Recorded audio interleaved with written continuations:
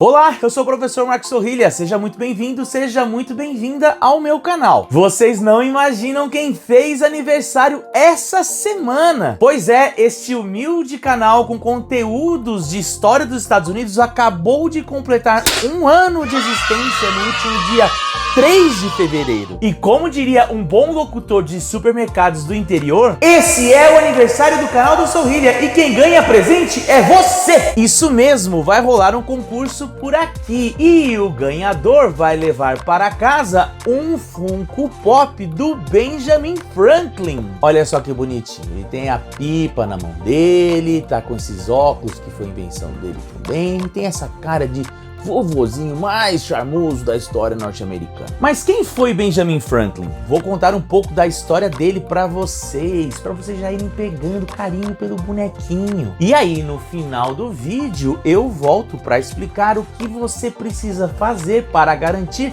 o pequeno Benjamin. Então já deixa o seu like e compartilhe o vídeo com um amigo ou com uma amiga para que todo mundo possa participar da comemoração de aniversário do canal e tenha a chance de participar da brincadeira. E claro, já se inscreva caso você não seja inscrito ou não seja inscrita. Benjamin Franklin é um dos personagens mais versáteis da história dos Estados Unidos. Editor, comerciante, poeta, diplomata, livre pensador e inventor. Talvez esse lado de inventor seja um dos mais conhecidos de Benjamin Franklin. Afinal de contas, foi ele quem inventou o forno moderno. Isso mesmo, esse forno que você tem em casa, que você faz bolo, assa pão, foi ele quem inventou. Além disso, já enquanto ele era vivo, ele ficou mundialmente famoso por conta de seus estudos a respeito da eletricidade. Com certeza você já viu alguma representação de uma das experiências mais famosas que ele fez, em que ele resolveu empinar uma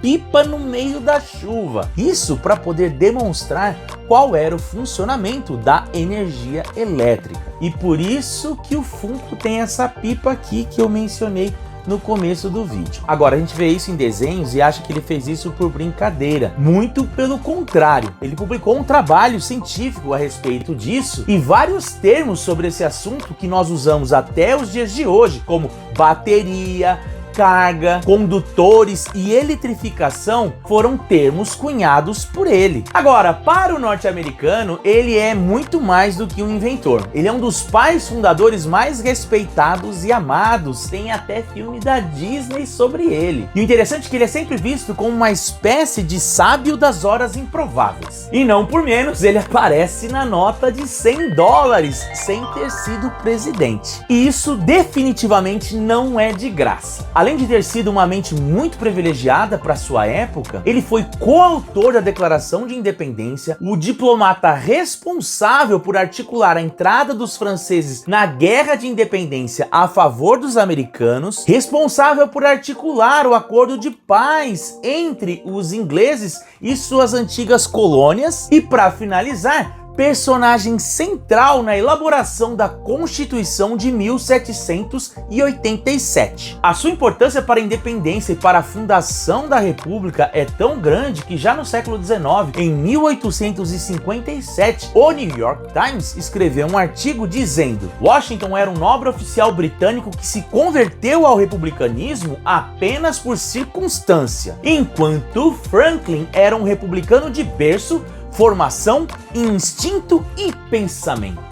Porém, isso não é exatamente verdade. Até 1775, um ano antes da Declaração de Independência, o Franklin era um funcionário da coroa britânica, tendo Londres como a sua residência oficial. De servidor exemplar a artífice da independência. O fato é que a trajetória do Franklin fez com que ele pudesse ter vivido várias vidas em uma só. Como afirma Gordon Woods em seu livro Revolutionary Characters, Franklin era um sujeito não apenas polivalente, mas de múltiplas personas. Ele nasceu em Boston em 1706. Era o 15º de 17 filhos de um pequeno empresário de Massachusetts que trabalhava na fabricação de velas. Na juventude, por conta de questões financeiras, ele foi vendido para o irmão mais velho, para quem trabalharia como servo em uma gráfica. Porém, essa situação difícil fez com que ele aprendesse um ofício. E aos 19 anos, ele se mudou para a Filadélfia, onde conseguiria, com o apoio do governador da Pensilvânia, montara sua própria gráfica. Entre idas e vindas da Europa para a América, finalmente ele conseguiu consolidar a sua editora, que ganharia fama ao publicar seus próprios textos e poemas. E com a grana acumulada com a editora, ele comprou o Pennsylvania Gazette, que se tornaria um jornal de grande relevância e que circularia em todas as 13 colônias, principalmente na época da Guerra dos 7 Anos. Agora, antes mesmo disso, antes mesmo da guerra, já em 1848, aos 42 anos, o Franklin era um empresário de muito sucesso e um pensador renomado, que em pouco mais de 20 anos conseguiu acumular tanta riqueza que ele resolveu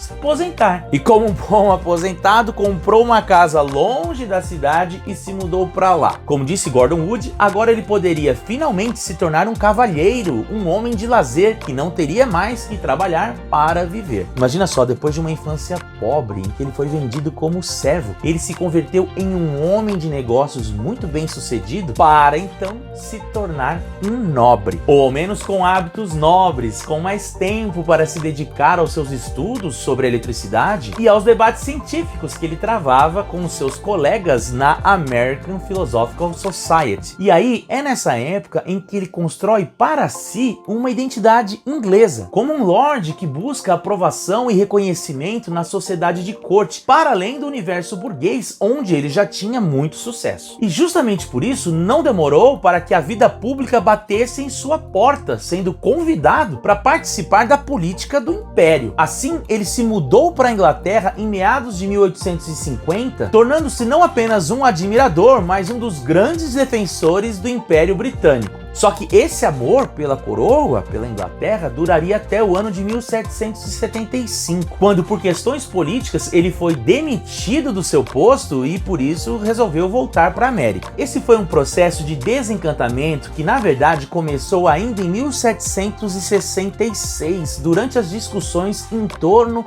da Lei do Selo, que de fato provocou várias situações de descontentamento por parte dos colonos. Mas a verdade é que os anos que ele viveu na Inglaterra serviram para que ele entendesse que por mais que ele se visse como um cavalheiro inglês, sempre acabaria sendo enquadrado pelos outros como um americano. Aliás, essa forma de se denominar americano nasce na realidade dos ingleses em relação aos colonos, que somente depois, durante o processo de independência, vão começar a se autodenominar assim. Mas eu conto isso em um próximo vídeo. Mas voltando ao nosso Benjamin Franklin, foi assim que ele decidiu voltar para a América. E a gente pode dizer que a sua adesão fervorosa ao movimento de independência foi levado por esse sentimento, essa questão pessoal, que demonstram de fato um ressentimento com os ingleses. No entanto, por conta do seu passado e do seu antigo posto, demorou para que ele fosse aceito entre os congressistas no segundo Congresso Continental, que se reunia na sua casa,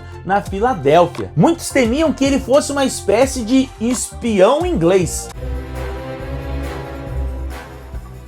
My name is Franklin, Benjamin Franklin. Mas a verdade é que ele não era. E em 1776 ele ajudou a escrever a Declaração de Independência e após isso ele foi enviado para a França para atuar como embaixador, conforme eu já comentei. A passagem de Franklin pela França é muito legal, porque ele já era muito conhecido antes mesmo de chegar por lá, por causa de seus inventos e tudo mais. Mas essa também é uma história que vai ficar para um outro episódio. O interessante é que essa imagem do Franklin como um grande herói patriota é algo que só começou a ser desenvolvido a partir do século XIX.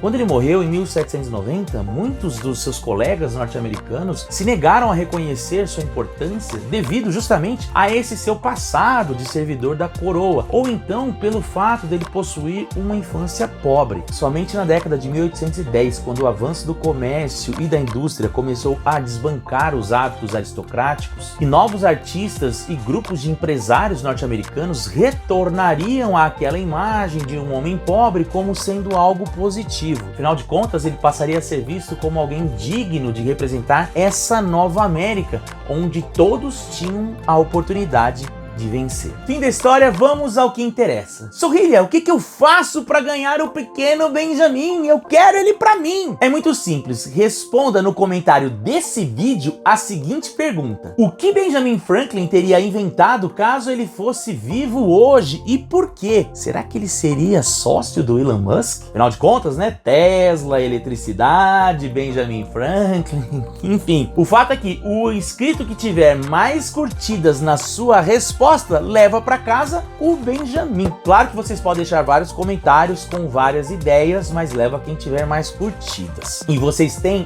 até a sexta-feira da semana que vem, dia 12, para postar os seus comentários. E na segunda-feira, dia 15, durante o vídeo Segunda Opinião, que sai às 7 horas da noite, eu vou divulgar o nome do vencedor ou da vencedora. Nos vemos no próximo vídeo. Um grande abraço. Tchau, tchau.